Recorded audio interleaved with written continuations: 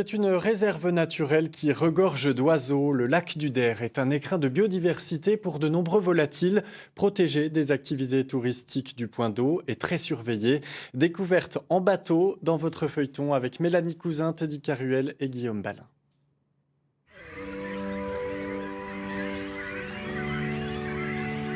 C'est une zone secrète du lac du Der. Ici, les oiseaux sont rois. 300 espèces y vivent tout au long de l'année. Florian et Rodolphe les surveillent et effectuent des rondes à bord de leur bateau. J'ai 3 nids de hérons pourprés, dont 2 avec au moins 2 jeunes, 2 sur 3. Ouais, c'est noté. On vient de rentrer dans la zone de quiétude permanente A, la plus grande de la réserve. Donc c'est une zone qui est interdite d'accès, qui est vraiment dédiée à la préservation des oiseaux d'eau. Donc pour leur permettre d'avoir une quiétude maximale pour soit pouvoir se reproduire comme en ce moment, et sinon aussi en période de migration, c'est pour qu'ils puissent s'alimenter et se reposer. Au fond là-bas à droite. Des infrastructures sont construites sur le lac pour permettre aux oiseaux de pondre. Ce sont des radeaux qui ont été spécialement aménagés pour offrir des sites de reproduction à certaines des espèces d'oiseaux, notamment les sternes pierre-garins, qui ont besoin de gravier pour déposer leurs œufs. Là, on est en pleine période de reproduction et d'éclosion des jeunes oiseaux. D'autres préfèrent nicher dans les arbres. Il suffit de lever les yeux dans cette réserve naturelle pour apercevoir des centaines de nids. On est à 400, un peu plus de 400 nids de cormorans sur la colonie. Et c'est stable par rapport aux autres années ou c'est plutôt en augmentation ? On est sur les...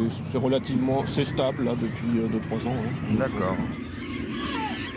Ah oui, les nids, on les voit bien là.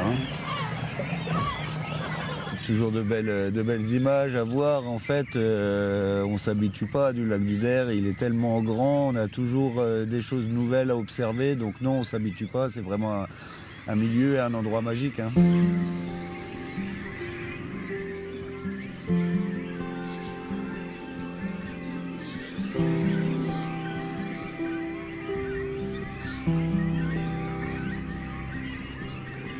Un lieu préservé où seuls quelques chanceux peuvent aller. Ces bouées limitent l'accès au lac pour les touristes.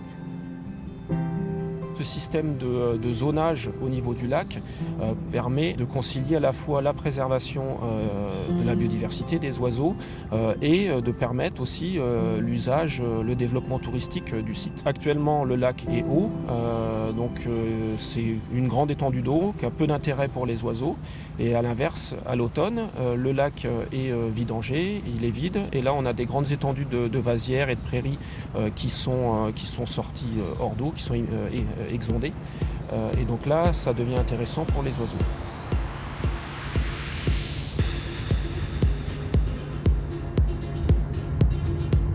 Le rôle du service départemental de la Marne, de l'Office français de la biodiversité, c'est de faire des missions de police, notamment de l'intrusion dans ces zones de quiétude, mais aussi dans l'accès à la cuvette du lac qui est réglementée, avant tout pour faire de l'information, de la police préventive et si besoin, verbaliser en cas de nécessité.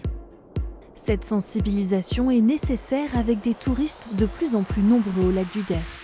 Dans le prochain épisode, nous verrons que les activités se multiplient dans ce lieu incontournable en Champagne-Ardenne.